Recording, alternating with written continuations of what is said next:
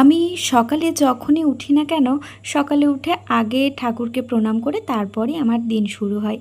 আর এই যে বাইরে দেখো কত রোদ্দুর উঠে গেছে, মনে হচ্ছে যেন কত বেলা হয়ে গেছে। কিন্তু এখন বাজে 6:30। অনেকটাই সকালে ঘুম থেকে উঠেছি, আর আরও সকালে অন্যান্য দিনে উঠি। যাই হোক, ব্রাশ সেরে নিয়ে চা খেয়ে নিয়েছিলাম, আর তারপর ব্রেকফাস্টে ছিল গোলা রুটির সাথে দুধ চা। জানি এটা ভালো না, তবুও ছুটির দিনে এগুলো তো চলেই, তাই না?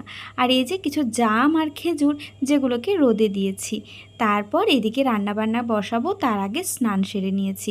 আজকের রান্নার মেনুতে ছিল বেগুনের একটা সুন্দর রেসিপি, সাথে ছিল পটল চিংড়ি। সবটাই তোমাদের সাথে বড় ভিডিওতে শেয়ার করেছি, আজকের ভিডিওটা অবশ্যই দেখে নিও। আর এই দিকে বানাচ্ছিলাম ম্যাঙ্গো আইসক্রিম।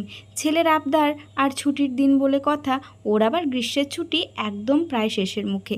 এই যে বসিয়ে দিলাম, সন্ধ্যের দিক করে এটা বের করব। ওই 5 ঘন্টার মধ্যেই আইসক্রিম একদম রেডি হয়ে গেছিলো।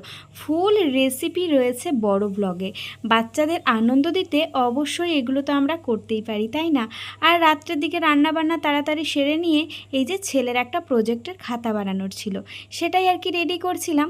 অনেক দিন পর এই সমস্ত কাজকর্মে হাত দিতে পেরে বেশ ভালোই লাগছে। আমি এই ধরনের কাজগুলো করতে বরাবরই ভীষণ পছন্দ করি। তো নিজের একটা পুরনো স্মৃতিচারণ হলো এই আর কি। রাত্রের দিকে ডিনারে ওই যে একটা তরকারি বানিয়েছিলাম, আর তারই সাথে আম, আমার জন্য ছিল পরোটা, ওদের জন্য রুটি। কেমন লাগলো ভিডিওটা অবশ্যই জানিও, আর অবশ্যই আজকের বড় ব্লগটা কিন্তু দেখে